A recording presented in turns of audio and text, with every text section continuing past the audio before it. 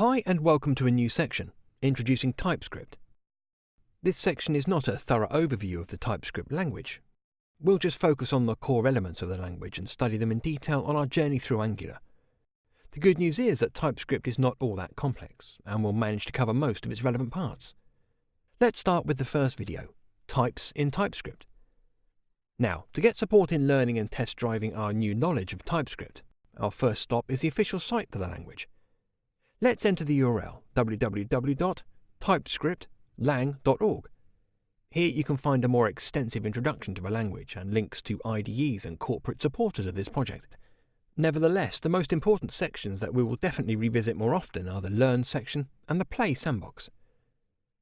Click on Quick Starts in the Learn section. This gives us access to a quick tutorial to get up to speed with the language in no time. It might be interesting as to recap on what we discussed in the previous section, but we would suggest you skip it in favour of the sample pages and the language spec. So you can click on Docs and browse the tutorials.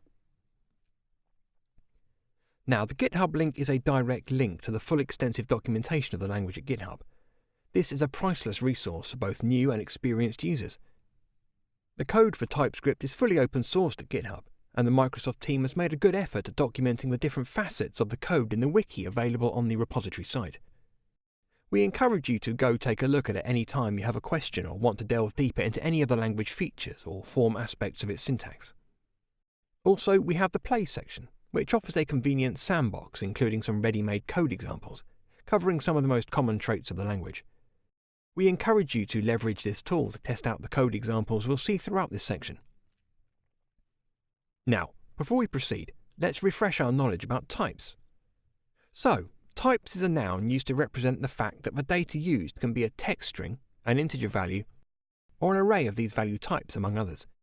This is nothing new to JavaScript, since we've always been working implicitly with types, but in a flexible manner. This means that any given variable could assume or return any type of value. Sometimes this leads to errors and exceptions in our code because of type collisions between what our code returned and what we expected it to return type-wise. While this flexibility can still be enforced by means of any type that we'll see later on in this section, statically typing our variables gives us and our IDEs a good picture of what kind of data we're supposed to find on each instance of code. This becomes an invaluable way to help debug our applications at compile time before it's too late. The first type we'll discuss here is string, which is probably one of the most widely used primitive types in our code, and where we populate a variable with a piece of text. For instance, here's an example on your screen. In string type, we can use either single or double quotes, and it's the same as ECMAScript 6. We can define multi-line text string with support for text interpolation with placeholder variables by using the same type. Here's a sample code to help you understand how it works. We declare the variable as string using the string keyword. Check out the type assignation next to the variable name, which is separated by a colon symbol. This is how we annotate types in TypeScript. We use either single or double quotes.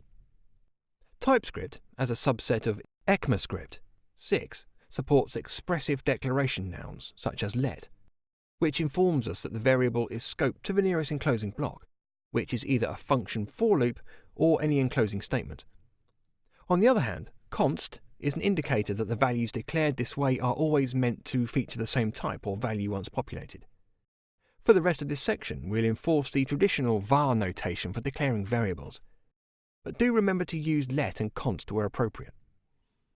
In a lot of cases in the code, I've been using var to declare objects, variables, and other constructs. It's really discouraged when starting with ES6 or TypeScript. There's a reason for that, and it's because EC5 only have method scope. For most developers coming from another language and starting to use JavaScript, this comes as a bit of a shock. So firstly, what do we mean with function scope? We mean that a variable is unique within the context of a function. For example, have a look at this piece of code. Here we've declared a variable, a, and it's unique in the scope of that function test. There can be no other variable a in that function. If you do declare more of it, then you will effectively redefine it. Okay, so that's good, but when is the scoping not there? It's not there in for loops. For example, in Java, you would write something similar to this. In Java, you would know that the variable I would never leak outside of the for loop, and you could write even like this, and know that the variable I outside of the for loop would not affect the variable I inside the for loop. They would be separated or scoped, as it is called. OK, so users of ES5 JavaScript have had this language flaw for a long time, and recently a fix for this has been added to ES6 and TypeScript respectively, namely the let keyword. So, to use it, let me show you an example. The reason this works is that the TypeScript compiler translates this to the ES5 code. Wait, I'll show you how the translated ES5 code looks like. You could the error for the variable because we're having multiple declaration. The compiler essentially renames the variable within the for loop so that a name collision doesn't happen. So remember, no more var. Just use the let keyword when in doubt. The next is the const keyword, which is a way for you to convey that this data should never be changed. As a code base grows, it's easy that changes happen by mistake. Such a mistake might be costly.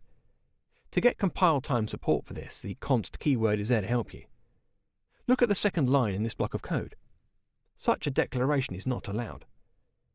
If you compile this code, it will throw an error stating that cannot assign to PI because it's a constant or a read-only property. A word of caution here. This works only on the top level. You need to be aware of this if you declare objects as const. For instance, look at this piece of code. Declaring the obj const does not freeze the entire object from being edited, but rather what obj points to. So, this form of code would not be allowed. Here we actively change what obj points to, not one of its child properties. Therefore, it's not allowed, and you get the same compiler error as before. Now let's talk about number. Number is probably the other most widespread primitive data type, along with string and boolean. The same as in JavaScript, number defines a floating point number. The number type also defines hexadecimal, decimal, binary, and octal literals. Here's an example demonstrating the use of number data type. Similarly, the boolean type defines data that can be true or false, representing the fulfillment of a condition. Another widely used data type is the array. Here we've defined a simple array. Assigning wrong member types to arrays and handling exceptions that arise by that can now be easily avoided with the array type, where we describe an array containing certain types only. The syntax just requires the postfix in the type annotation. If we try to add a new member to the children ages array with a type other than number, the runtime type checker will complain, making sure our typed members remain consistent and our code is error-free. Sometimes it's hard to infer the data type out of the information we have at some point, especially when we're porting legacy code to TypeScript or integrating loosely typed third-party libraries and modules. Don't worry, TypeScript supplies us with a convenient type for these cases. Here's an example demonstrating its use. So, the any type is compatible with all the other existing types, so we can type any data value with it and assign any value to it later on. This great power comes with great responsibility though. If we bypass the convenience of static type checking, we're opening the door to type errors when piping data through our modules, and it will be up to us to ensure type safety throughout our application. For instance, have a look at this block of code. The null and undefined JavaScript literals require special mention. In a nutshell, they are typed under the any type. This makes it possible later on to assign these literals to any other variable, regardless of its original type. Let's talk about the custom type. In TypeScript, you're able to come up with your own type if you need to by using the type keyword in this way. What we've created now is a type with X number of allowed values. Let's create a variable from this type. This is perfectly allowed as cheetah is one of the allowed values and works as intended. The interesting part happens when we give our variable a value it does not expect. For example, we change it to turtle. This results in a compiler error stating that it's not an assignable type. The next type is Enum, which is basically a set of unique numeric values that we can represent by assigning friendly names to each of them. The use of enums goes beyond assigning an alias to a number. We can use them as a way to list, in a convenient and recognizable way, the different variations that a specific type can assume. Enums are declared using the enum keyword, without var or any other variable declaration noun, and they begin numbering members starting at 0, unless explicit numeric values are assigned to them. Inspecting the value of my car will return 1, which is the index held by Cadillac in the enum. As we mentioned already, we can assign custom numeric values in the enum. So let's click on Run and check the value for my car. You can see that it's the same expected output. Let's see another example. Inspecting my truck will yield 2, since the first enumerated value was set as 1 already. We can extend value assignation to all the enum members, as long as such values are integers. One last trick worth mentioning is the possibility to look up the enum member mapped to a given numeric value. Here's a simple example for that. It should be mentioned that from TypeScript 2.4 it's possible to assign string values to enums. We've mapped the enum number to one which refers to Cadillac.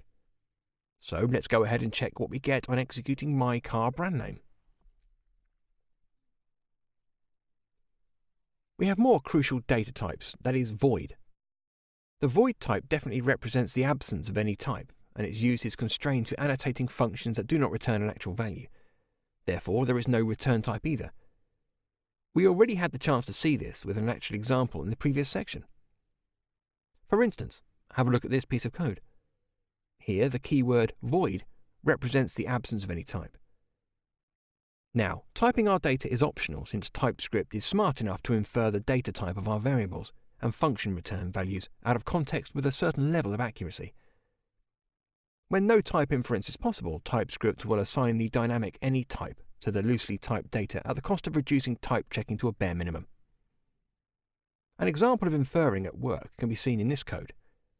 This holds the same effect, that is, it will lead to a compilation error if you try to assign a non-compatible data type to it. So, if you add this code, it throws a compilation error. That means, since we have declared brands as a string data type, we cannot assign it a boolean or an integer value.